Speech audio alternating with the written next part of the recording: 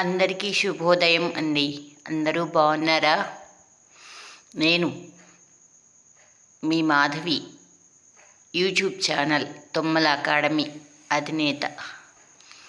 ఈరోజు నేను మీ ముందుకి నా చిన్ననాటి చదువుల్లో నాకు బాగా నచ్చి నేను ఇప్పటికీ గుర్తుపెట్టుకొని నా పిల్లలకు కానీ నేను ఎక్కడికైనా ఒక చీఫ్ గెస్ట్గా వెళ్తే అక్కడ మాట్లాడేటప్పుడు కానీ ఎక్కువసార్లు నేను చెప్పేటువంటి పద్యం ఒకటి ఉంది అందరికీ.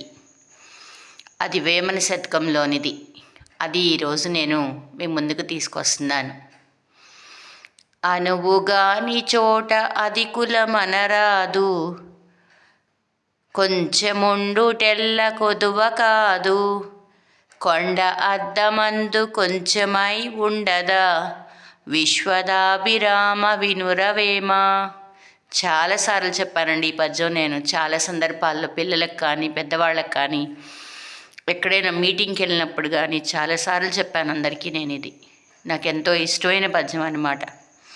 మనకు అనుకూలంగాని ప్రదేశంలో లేదా మన మాట చల్లని చోట మన గొప్పతనాన్ని చెప్పుకోకూడదు. కొండ ఎంత పెద్దదైనా అద్దంలో చూసినప్పుడు చిన్నగానే కనిపిస్తుంది. అలాగని కొండ చిన్నది కాదు కదా. సమయం సందర్భం చూసి ప్రవర్తించాలి. పరిస్థితిని బట్టి ప్రవర్తన, వినయము తెలివైన వారు సమయం వచ్చినప్పుడు మాత్రమే తమ ప్రతిభను చూపుతారు. ఈ పద్యంలో ఉన్నటువంటి ముఖ్యమైన విషయాలు ఆ రెండు: పరిస్థితిని బట్టి ప్రవర్తన మరియు వినయము. తెలివైన వాళ్ళు సమయం వచ్చినప్పుడు మాత్రమే తమ ప్రతిభని చూపుతారు. ఇంకొకటి పాట. నాకు సినిమాలు, సీరియల్స్, టీవీ చూడటం, థియేటర్లో సినిమా చూడటం ఇవన్నీ నాకు ఇష్టం లేని పనులండి.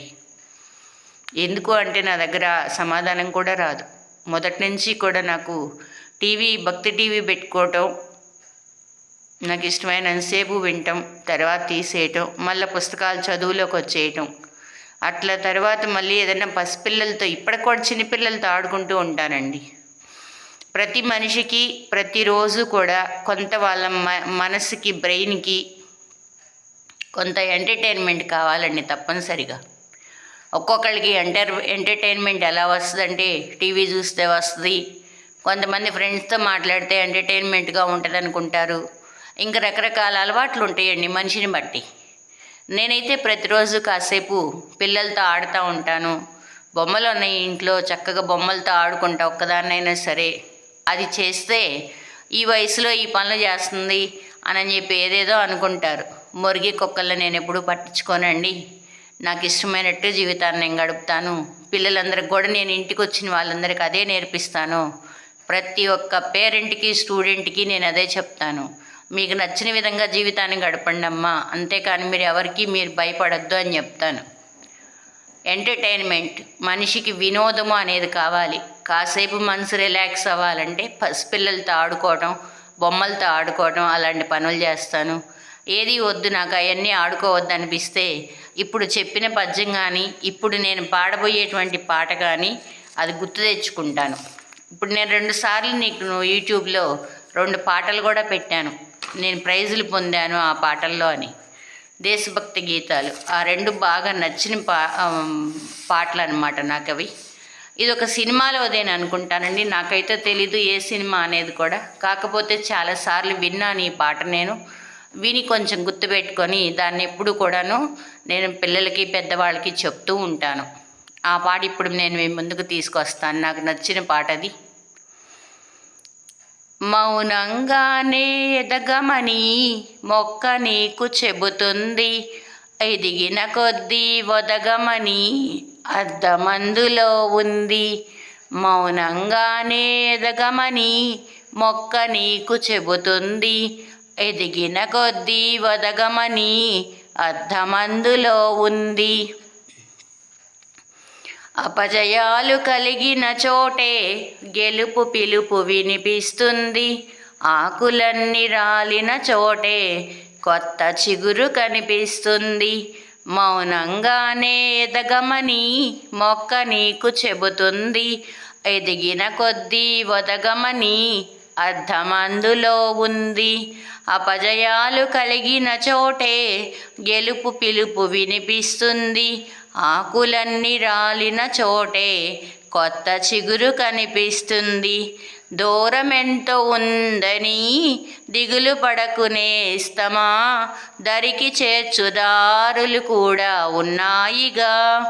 భారమెంత ఉందని బాధపడకు నేస్తమా, బాధ వెంట నవ్వుల పంట ఉంటుందిగా. సాగర మథనం మొదలవగానే విషమే వచ్చింది. విసిగే చెందక కృషి చేస్తేనే అమృతమిచ్చింది. అవరోధాల దీవుల్లో ఆనంద నిధి ఉన్నది. కష్టాల వారధి దాటిన వారికి శాంతమవుతుంది. కష్టాల వారధి దాటిన వారికి సొంతమవుతుంది. తెలుసుకుంటే సత్యమిది, తలచుకుంటే సాధ్యమది. తెలుసుకుంటే సత్యమిది, తలచుకుంటే సాధ్యమిది. మౌనంగానే ఎదగమని మొక్క నీకు చెబుతుంది. ఎదిగిన కొద్దీ వదగమని అర్థమందులో ఉంది. మౌనంగానే ఎదగమని మొక్క నీకు చెబుతుంది. ఎదిగిన కొద్దీ వదగమని అర్థమందులో ఉంది. ఈ పాటలోని అర్థాన్ని పిల్లలకి వివరించి చెప్తే, ఈ రోజుల్లో పెద్దలు చేసే తప్పు ఒకటి ఉందండి. వాళ్ళకి అన్నీ తెలుసు, మనం ఏం చెప్పక్కర్లా అనే మాట ఎక్కువ వాడుతున్నారు. చిన్న పిల్లల దగ్గర నుంచి కూడా, 2 సంవత్సరాల పిల్లల దగ్గర నుంచి కూడా ఫోన్ ఇచ్చి వదిలేస్తున్నారు. నా దగ్గరికి ట్యూషన్కి వస్తాడు ఒక బాబు, ఎల్కేజీ చదువుతున్నాడు, 5 సంవత్సరాలు. అమ్మ సీరియల్స్ చూస్తూ ఉంటుంది, అమ్మ సినిమాలు చూస్తుంది, అందుకని నన్ను పద్దాక బయటికి పంపిస్తుందమ్మా.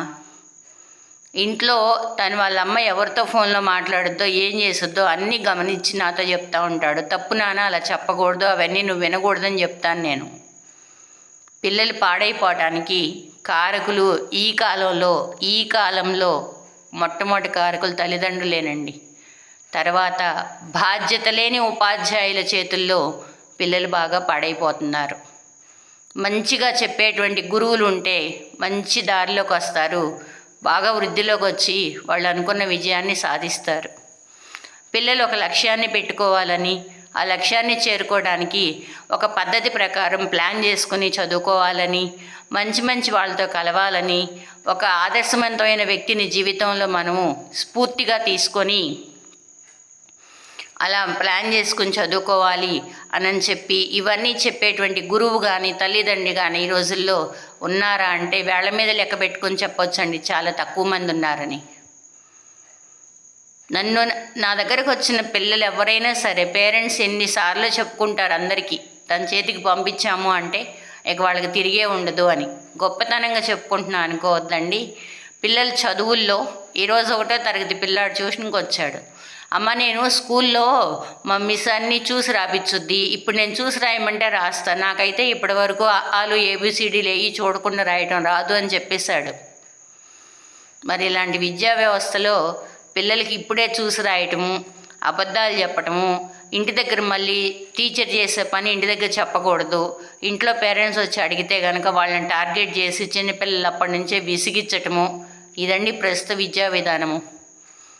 నేను ఆ పిల్లల్ని చూసి బాధ ఓర్చుకోలేక నా మనసుకు నచ్చినటువంటి విషయాలు కొన్ని పేరెంట్స్కి పిల్లలకి చెప్పాలని, వాళ్ళల్లో మార్పు తేవాలనే ఉద్దేశంతోనే ఇంగ్లీష్ మాట్లాడటం రాయటం రాకపోతే వాళ్ళ జీవితం ఎందుకు పనికిరాదనే ఉద్దేశాన్ని మీరు తెలుసుకొని మీ పిల్లలకి గట్టిగా చెప్పి దాన్ని అలవాటు చేస్తారనే ఉద్దేశంతోనే నేను గట్టిగా పట్టుబట్టి ఈ ఛానల్ ఓపెన్ చేసి నేను చెప్పడం జరుగుతుందండి.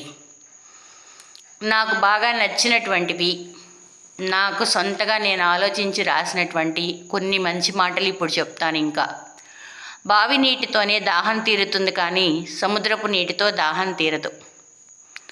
పదవిలో ఉన్నప్పుడు చేసిన తప్పులు ఆ పదవి పోయాక బయటపడతాయి.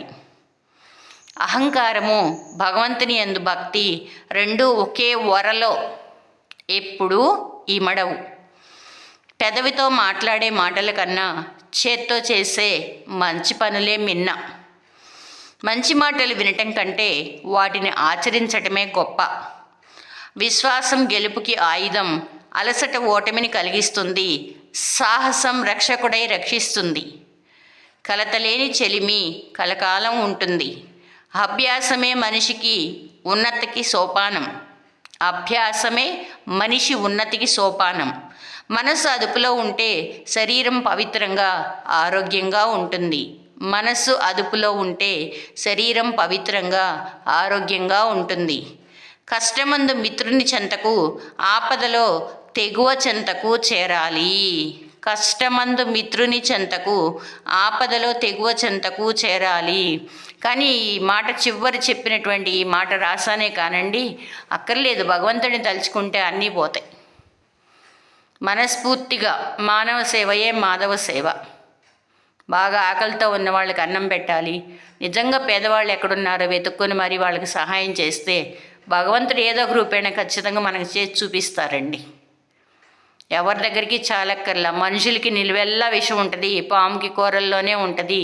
నేను పిల్లలకు కూడా చెప్తాను, ఎవరు చెప్పిన మాటలు వినొద్దమ్మా, మీ మనసుకు తోచినట్టుగా మీరు నడుచుకోవాలి, మీరు ఆలోచించుకోండి. వినదగుని ఎవ్వరు చెప్పినా అనే పద్యం ఉంది. ఆ పద్యం నేర్పిస్తా పిల్లలకి ఎప్పుడు కూడా నేను. అందుకనే ఈరోజు, వెనకటి రోజుల్లో పిల్లలు వేరండి, ఈ కాలంలో పిల్లలు వేరు. అసలు గురువు ముందు చేతులు కట్టుకోవటం అంటే పిల్లలకు తెలియటల్లా. అసలు చేతులు కట్టుకోరు, చక్కగా దండం పెట్టి వాళ్ళకి నమస్కారం చెప్పరు. ఇదంతా ఎక్కడొచ్చిందంటే తల్లిదండ్రులు, ఇప్పుడున్నటువంటి గురువులు.